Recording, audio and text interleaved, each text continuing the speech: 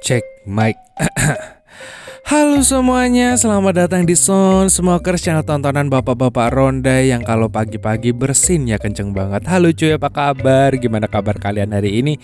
Semoga kalian tetap sehat dan tetap semangat menjalani hidup. Oke deh, halo cuy, apa kabar? Gimana? Di boleh nilai. Tapi pokoknya kali ini gue bakal nemenin kalian lagi dan gue bakal menceritakan sebuah film yang berjudul Honeymoon coy, Bulan Madu. Dan film ini menceritakan tentang sepasang kekasih yang sedang honeymoon atau bulan madu di tengah hutan. Waduh, dan gak disangkanya di tempat itu si istri cantik malah dijadikan induk monster untuk melahirkan keturunannya. Anjir, ini menarik sih menurut gua. Jadi gimanakah cara monster itu menjadikan wanita ini induk keturunannya? Penasaran gak sih? Gak usah penasaran, tapi mending penasaran aja daripada kalian gak nonton, ya kan? Ya udah deh, mending langsung kita mulai aja dan intro.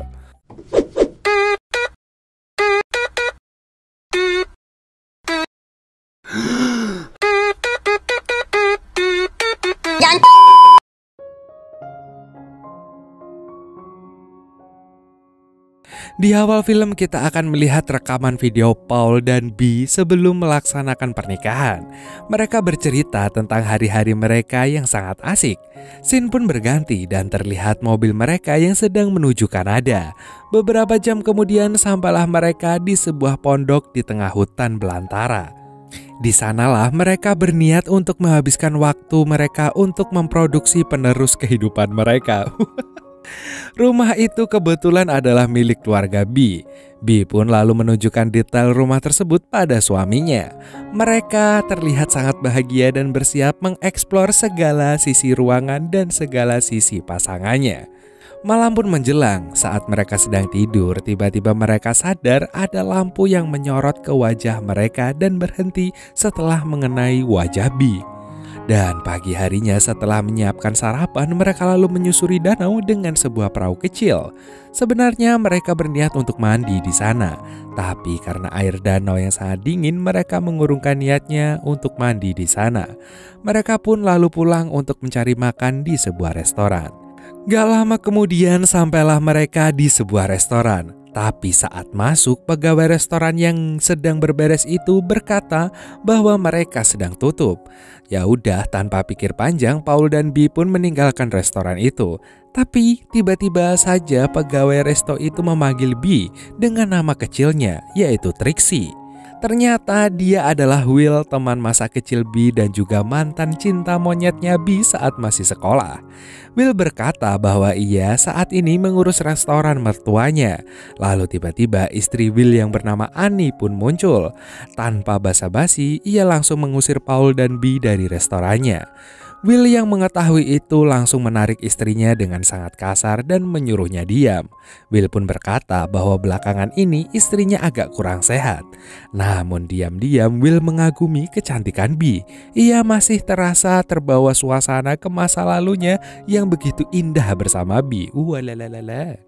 Sementara itu B ternyata merasa gak nyaman dengan tatapan Will. Ia dan Paul pun bergegas kembali ke rumah. Sebelum tidur, mereka berdua membahas Will dan istrinya. B menyadari istri Will terlihat gak normal. Ia juga sempat melihat Will yang mencengkram tangan istrinya dengan sangat kasar.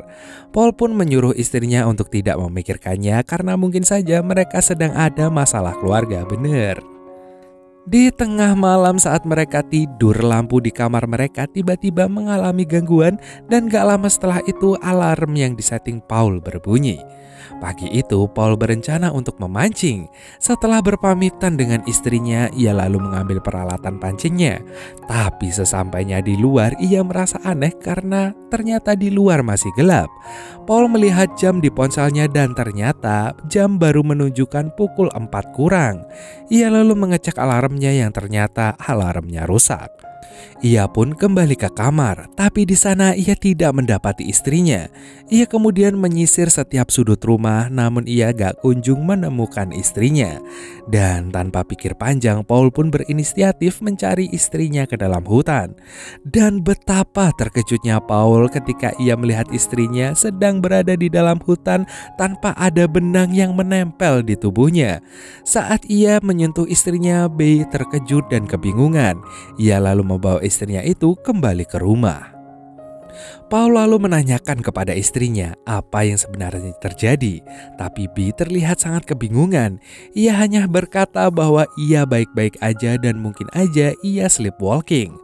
Paul masih belum yakin karena ia menemukan istrinya dalam hutan tanpa sehelai benang pun. Ia lalu menanyakan di mana baju tidurnya. B hanya terdiam dan gak menjawab, dan ia hanya berkata bahwa ia merasa sangat kedinginan. Setelah B mandi, Paul mengajaknya beristirahat kembali agar ia tenang dan melupakan apa yang baru saja terjadi. Paul pun berusaha mempercayai bahwa istrinya hanya mengalami sleepwalking. Pagi pun menjelang, lagi-lagi Paul kehilangan istrinya, tapi untung saja ternyata B ada di dapur.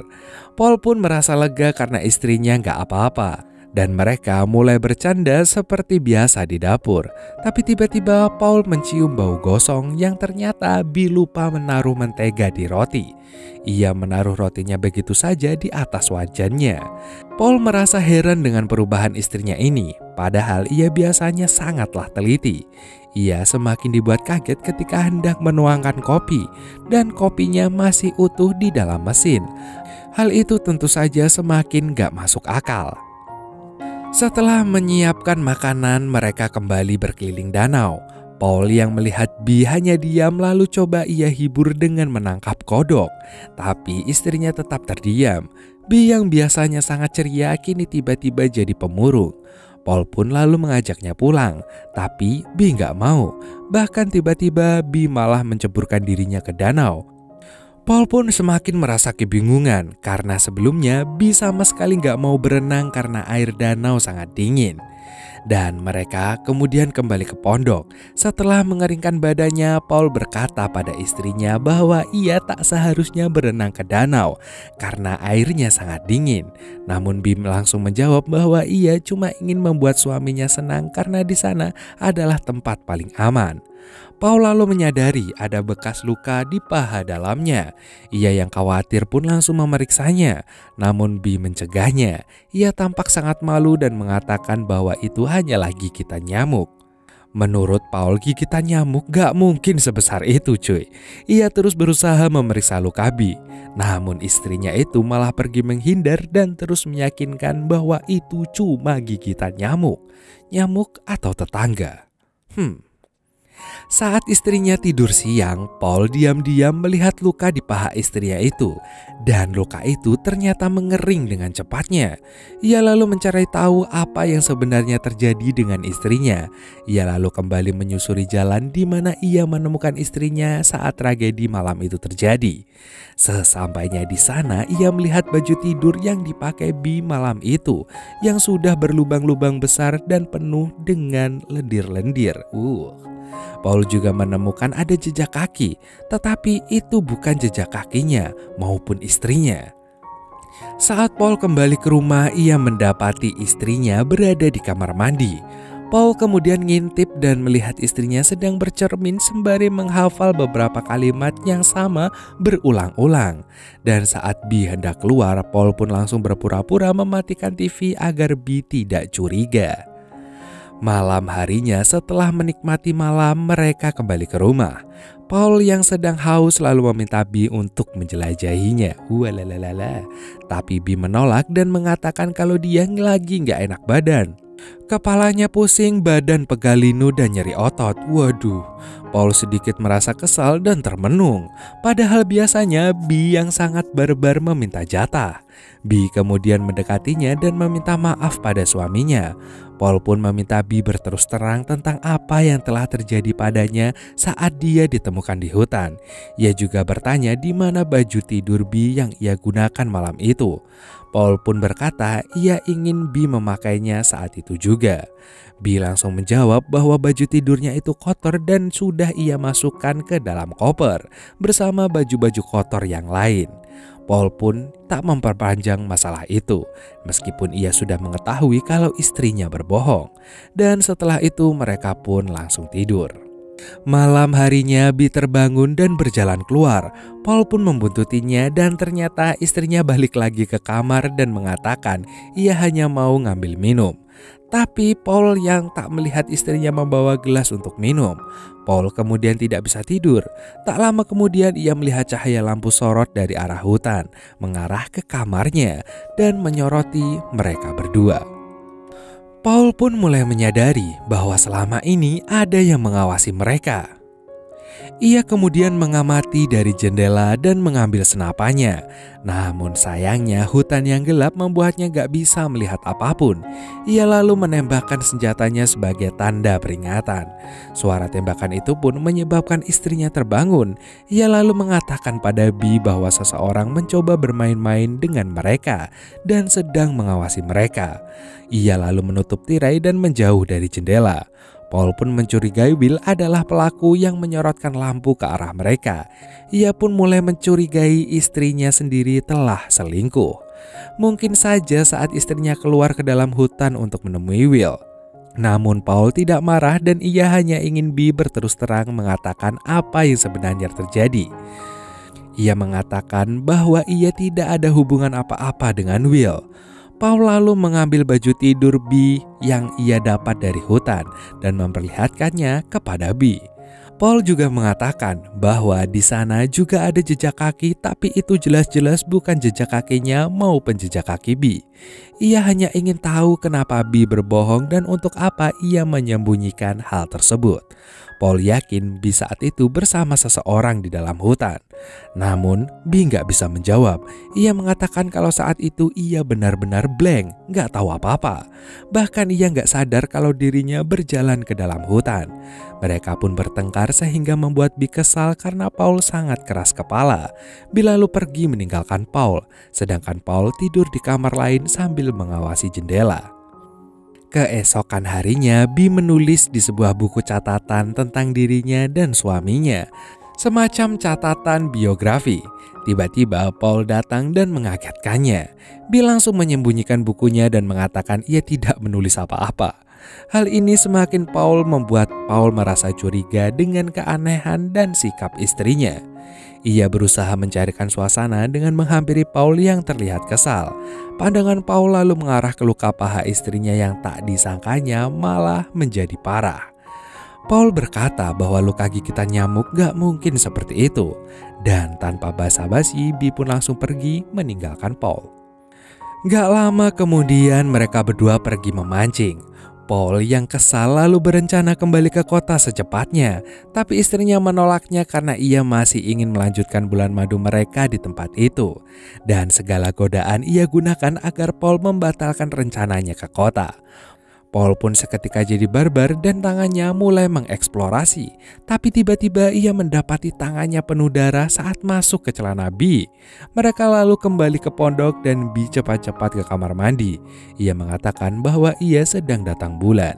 Tapi Paul berkata bahwa itu sangat aneh karena istrinya seperti mengalami pendarahan berlebihan. Paul pun khawatir dengan keadaan Bee. Ia mencari kunci mobil dan menyuruh istrinya berkemas untuk segera menuju puskesmas terdekat. Tapi Bee dengan tegas menolak, tak mau meninggalkan pondoknya. Ia kembali menegaskan bahwa ia hanya datang bulan dan itu sudah biasa terjadi. Dia tak mau ke dokter hanya karena datang bulan. Paul pun semakin mencurigai Will adalah penyebab dari semua ini. Dan tanpa pikir panjang ia langsung menuju rumahnya Will. Sesampainya di sana, ia tidak mendapati siapapun di rumah Will. Rumahnya pun juga gelap gulita. Paul kemudian melihat istri Will berada di dermaga dan ia menghampirinya dan menanyakan keberadaan Will. Annie terlihat sangat terburu-buru saat Paul datang.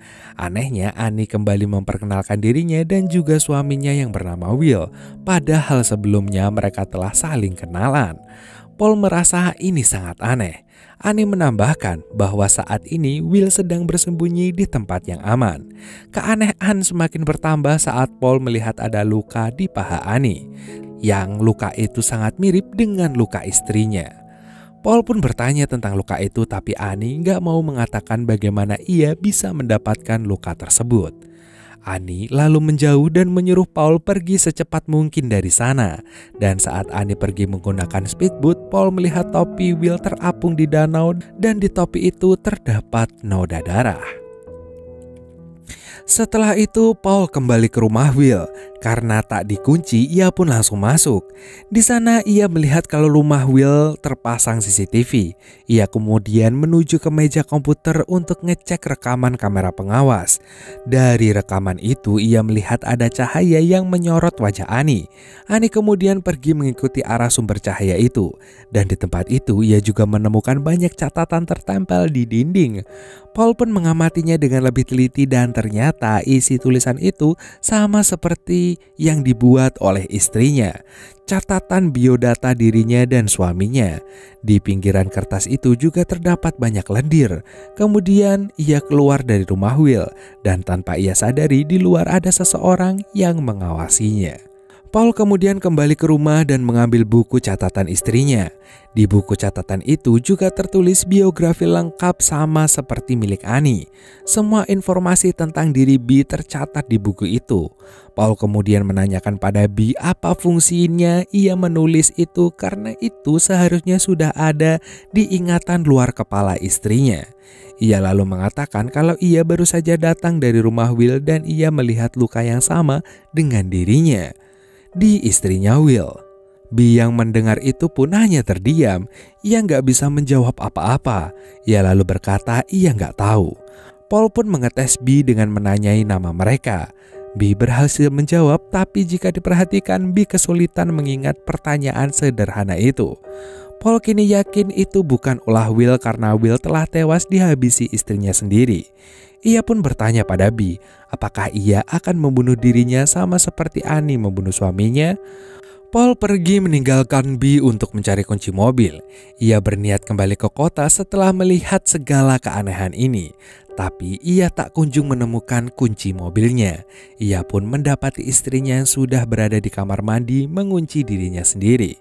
Paul menyuruh membukakan pintu, tapi karena B gak mau buka, dengan terpaksa ia mendobrak pintu kamar mandi. Setelah berhasil terbuka, Paul melihat istrinya seperti sedang mau melahirkan. Tapi B segera bangun dan mengusir Paul dari kamar mandi. Paul pun bertanya apa yang telah terjadi padanya, dan B tetap gak mau menjawab. Ia lalu ke kasurnya dan disusul Paul. Paul terus menekan B agar istrinya mau mengatakan apa yang terjadi. Tapi B tetap gak mau berkata dengan jujur. Dan karena ia merasa istrinya gak bisa diajak kompromi, Paul pun langsung mengikat istrinya di kasur. Paul lalu menanyai B kapan mereka nikah, di mana mereka menikah, dan pertanyaan-pertanyaan lain terkait pernikahan mereka. Dengan cepat B menjawab pertanyaan itu, tapi semuanya salah. Paul pun mulai curiga bahwa istrinya bukanlah istrinya yang asli. Paul lalu menjelajahi segala sisi tubuh istrinya itu untuk mengecek apakah ada yang mencurigakan. Dan gak disangkanya ia menemukan banyak lendir di kepala istrinya, sama seperti lendir yang ia temukan di hutan. Dan tiba-tiba B mengatakan ia merasakan ada sesuatu yang bergerak-gerak. Ia pun meminta bantuan pada Paul agar segera mengeluarkan sesuatu itu dari dalam rahimnya. Saat Paul menariknya, ternyata B melahirkan seekor parasit berbentuk cacing yang selama ini berada dalam tubuh B. Paul akhirnya berhasil mengeluarkan parasit cacing tersebut dari dalam tubuh istrinya. Ia yang tak menyangka dengan kejadian itu lalu bertanya apa yang sebenarnya terjadi. Tapi B lagi-lagi gak menjawab dan ia hanya menangis. Blok banget sih mbaknya. Paul lalu keluar dengan tangan penuh benang-benang dari makhluk tadi. Tapi nggak disangkanya Bi sudah ada di dekatnya padahal ikatannya sangat kencang. Ia menjelaskan bahwa saat malam itu ia melihat ada sebuah cahaya yang menghipnotisnya untuk mengikuti cahaya itu. Kemudian ia melihat sosok hitam raksasa yang langsung menjamah masa depannya hingga membuatnya hamil. Makhluk itu kemudian pergi, tapi Bi masih bisa merasakan makhluk itu berada dalam tubuhnya. Bahkan ia juga bisa mengetahui apa yang ada di dalam pikiran makhluk parasit itu. Bi berkata bahwa makhluk itu akan membawanya, tapi Bi membuat kesepakatan pada si parasit untuk memberinya waktu beberapa hari, dan itu adalah malam ini. Paul pun merasa istrinya udah gila. Ia pun mengajak istrinya pergi mencari bantuan ke kota. Tapi Bi benar-benar gak mau. Anehnya ia malah ngajak Paul nonton Close the Door. Waduh. Tanpa diduga tiba-tiba ada cahaya menyorot Bi. Bi pun tiba-tiba terdiam dan mengatakan bahwa ia gak membutuhkan Paul. Bi yang setengah sadar mencoba menyelamatkan Paul lalu berkata jika Paul harus segera bersembunyi karena makhluk itu mengincarnya. Dan tiba-tiba Bi memukul Paul hingga dia pingsan. Pagi harinya Paul akhirnya tersadar, tapi ia sudah berada di atas perahu dengan kaki dan tangan terikat. Bi lalu mendekatinya dan berkata bahwa ia akan menyelamatkan Paul. Yang terpenting Paul harus segera bersembunyi di tempat paling aman itu. Ia lalu bersiap melemparkan jangkar pemberat ke danau. Paul yang mengetahui itu langsung berontak dan berusaha menyadarkan Bi. Bi pun kembali meyakinkan Paul ia harus segera bersembunyi dan ia langsung melemparkan jangkar tersebut yang menyambung ke kaki suaminya itu dan melemparkan suaminya sendiri ke dalam danau. Paul pun tenggelam dan terlihat wajah Bi yang sangat datar dan juga kosong. Malam pun menjelang. Malam itu, Bi kembali menonton video pernikahannya. Dan setelah itu cahaya pun menyorotinya lagi. Ia lalu keluar dan ternyata ia sudah ditunggu oleh Ani. Mereka berdua kemudian bersama-sama menuju ke arah sumber cahaya itu dengan wajah yang sudah berubah seperti zombie. Dan filmnya pun tamat. Gue masih gak bisa bayangin gimana waktu Bi ngelahirin parasit itu, atau gimana waktu Bi bikin parasit itu ada di dalam tubuhnya, coy. Aduh, si parasit gimana caranya? Aduh anjir, mana Bi cantik lagi. Aduh. Tapi ya dari sini kita bisa belajar kalau bulan madu gak usah aneh-aneh ke tengah hutan, apalagi ke semak-semak ya kan. Yang ada kalian bukannya malah honeymoon atau bulan madu dengan sweet, tapi kalian malah ditangkap warga. Oke deh, sekian dulu dari Emon. Terima kasih buat kalian yang udah nonton video ini sampai akhir. See you next time dan dadah.